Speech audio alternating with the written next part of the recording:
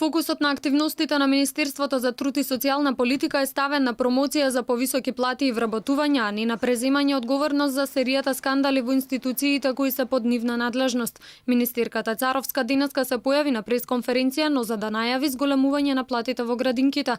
За серијата скандали не гледа причина за одговорност, напротив, дури ги повика медиумите да внимаваат и да не избрзуваат кога објавуваат за случаите како последниот во кој малолетничка од домот 25 мај во Струга алармираше дека била силувана. Ги замолувам сите медиуми, кога станува збор за ваков тип на прашања, да не се избрзува со дефинирање, затоа што не секогаш работите се такви како што во првиот пат изгледаат. Но е важно да ги почитуваме зборовите кои што ги користи полицијата или јавното обвинителство. И токму затоа вашето прашање сега е на место, затоа што станува збор за други полови дејствија, но откако ќе се утврди за што точно станува збор, јас најтранспарентно така ќе ја користам реториката и зборовите кои што ги користат надлежните институции.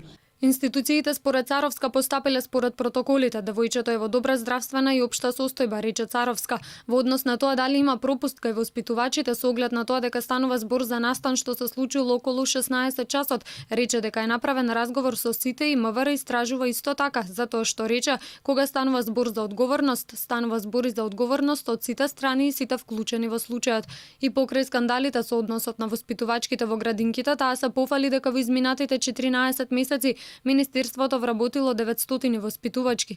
До август капиталните инвестиции во ваков вид на објекти се реализирани до 42%, а биле предвидени за 40% повеќе пари отколку лани. Министерката Царовска се пофали дека биле изградени 11 нови градинки со капацитет за згрижување на над 600 дечиња. До крајот на годината се планира отворање на уште 13 градинки со вкупен капацитет од 682 деца и планирани 97 вработувања.